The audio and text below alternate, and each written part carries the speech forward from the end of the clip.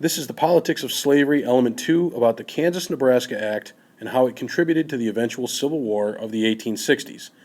Now, before we go any farther, the first thing you have to understand is that the Kansas-Nebraska Act is started by this guy, Illinois Senator Stephen Douglas, nicknamed the Little Giant.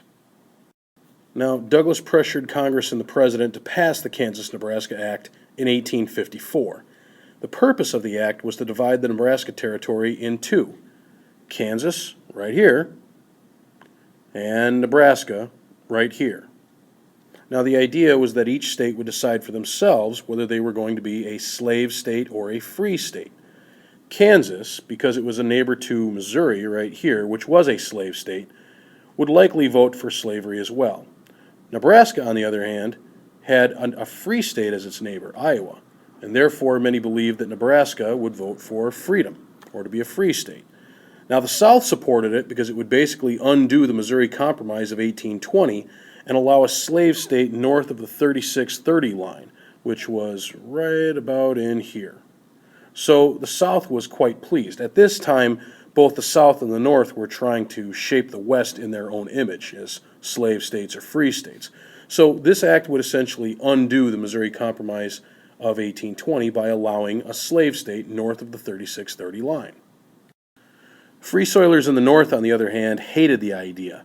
They felt like slavery was being forced down their throats in the Midwest. There were heated debates in Congress, and some congressmen even started carrying concealed knives and pistols, either to protect themselves or maybe to go on the attack against somebody else.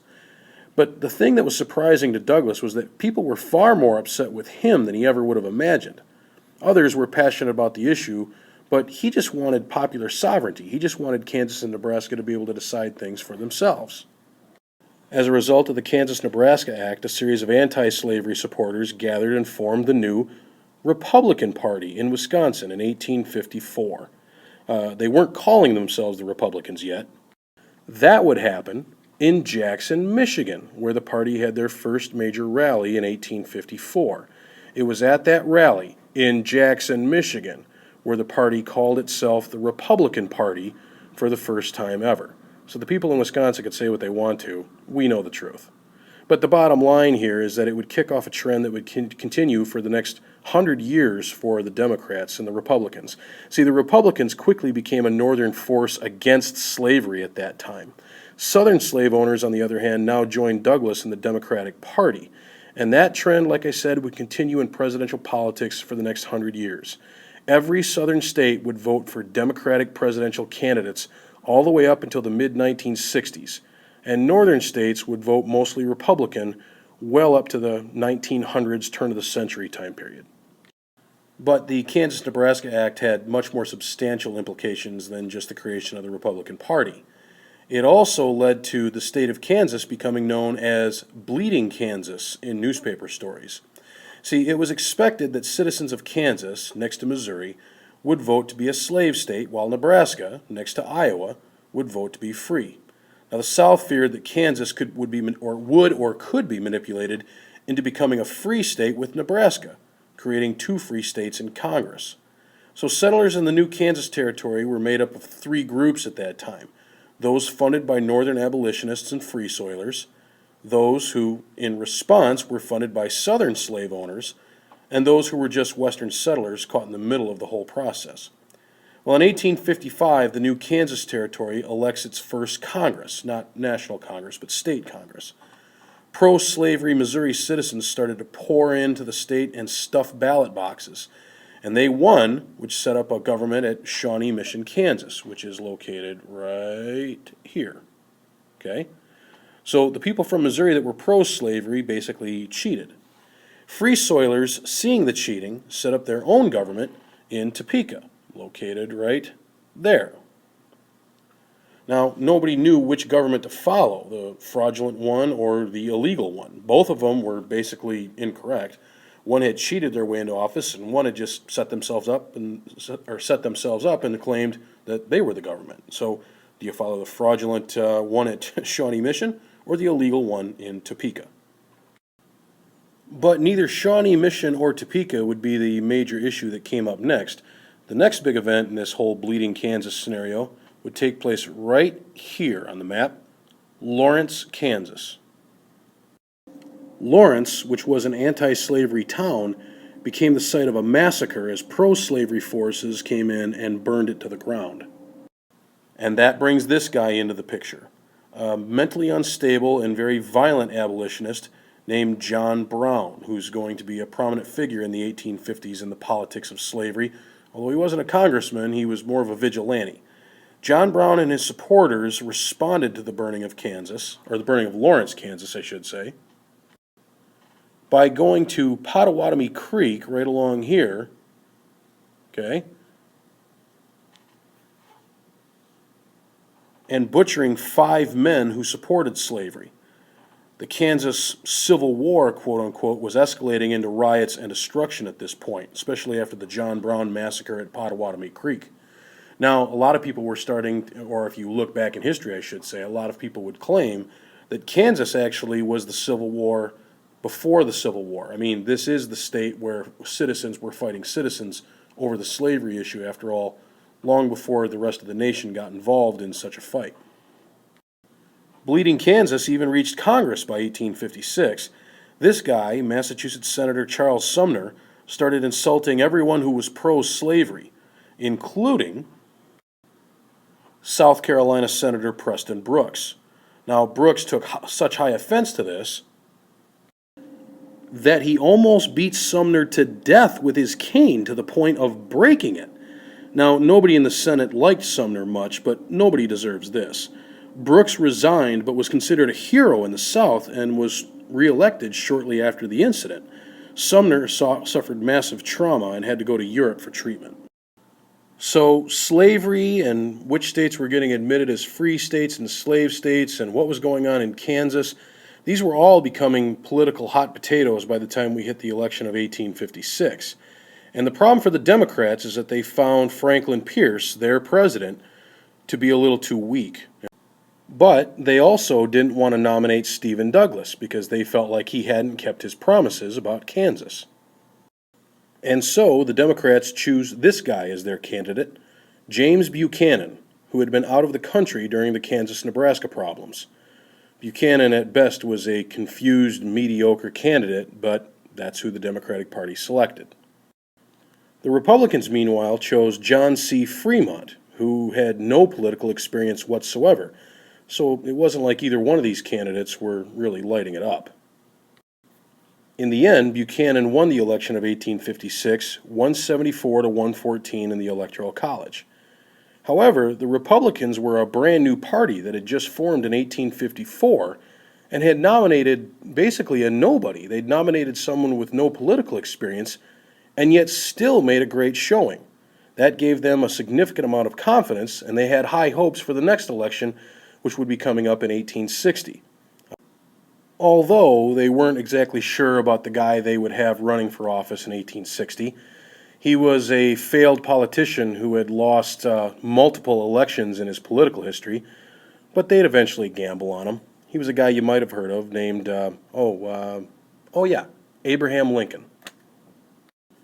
Now, of course, we all know that Lincoln would eventually go on to be one of the greats in American presidential history, but the two guys that preceded him, Franklin Pierce in the foreground and James Buchanan back here, would end up being considered two of the worst presidents in American history. Both of them had to deal with the slavery issue, but neither of them really ever did. So they just let it continue boiling from 1853 to 1861, and it steadily got worse and worse until it was ready to explode. But at least the cryogenically preserved head of Franklin Pierce got to be on The Simpsons anyway. That was kind of cool for him, if you're into that sort of thing. Okay, back to Buchanan's presidency momentarily here, which took place from 1857 to 1861, because after all, he got elected in 1856. He dealt with a series of controversies about slavery, like we said, and did not deal with them well. The first one was the Dred Scott decision of 1857. Now, Dred Scott was a slave that had lived with his master for 5 years in the free states of Illinois and Wisconsin. Scott, who was financially backed by abolitionists, sued for his freedom. So the U.S. Supreme Court heard the case, and the ruling became very controversial. They decided that he is property, not a citizen, and therefore cannot sue for his freedom. Their basic premise, what they ultimately said, was that slaves are private property, so they could be taken into any territory and held in slavery, even if it was a free territory like Illinois and Wisconsin. Congress has no right to ban slavery. Basically, everybody loses it over this decision, and the slave issue heats up even more. It didn't matter whether you were from the North or South, you had strong opinions about what just had transpired. And then, going back to Kansas, there were more issues. In Lecompton, Kansas, they came up with the Lecompton Constitution, which was a constitution for the new Kansas Territory. In essence, a state constitution, if you will. The Lecompton Constitution, which was voted on in this hall right here, or created in this hall right here, I should say, asked citizens to pick from one of two choices: a constitution that allowed slavery, or a constitution that disallowed slavery, but would still allow slave owners already living in Kansas to keep their slaves. Now, like everything else that had been debated in the slavery issue for the last 40-some-odd years leading up to this was bitterly debated in the U.S. Congress. Buchanan supported the idea, and Douglas opposed it.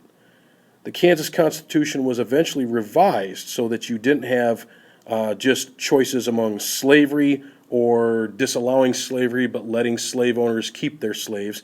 They eventually restructured the entire thing so citizens could honestly choose if they just wanted slavery or not. And if they chose they did not, then slave owners in Kansas would either have to leave the state or free their slaves. Well, that new election was very successful for the FreeSoilers. They won. Kansas, which was expected to be a slave state in the beginning when this whole Kansas-Nebraska Act thing got started, stays a territory until 1861. The South, of course, is outraged that Nebraska and Kansas could still turn into free states because of the way this Constitution, or the vote on this Constitution, was restructured. It was entirely possible that Nebraska and Kansas could both end up slave states or both end up free states. It was going to be totally up to them, but the South was particularly upset. And then John Brown showed back up on the scene again in the Harpers Ferry raid of 1859. Now, Brown's plan was pretty simple.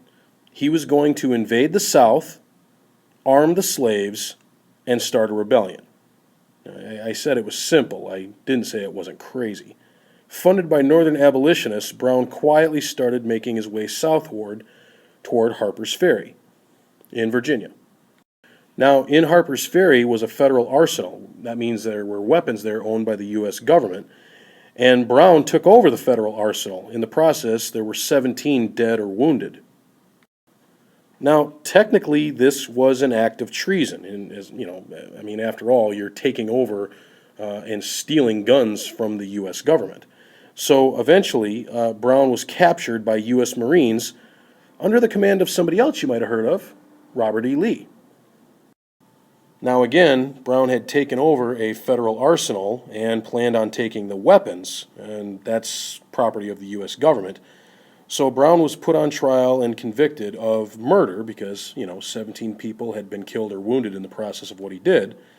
He'd been convicted of murder and for treason for taking the federal weapons. Now, in this painting here, he's on his way out to be hanged after his conviction, and he kisses a black baby. This is a touching scene and everything like that. Remember, John Brown was an abolitionist, but he wasn't necessarily a mentally stable abolitionist. He pled insanity in the trial, and it didn't work, although his mother and his grandmother and 11 other relatives had been insane, so people were starting to wonder if it was just something that was in the family.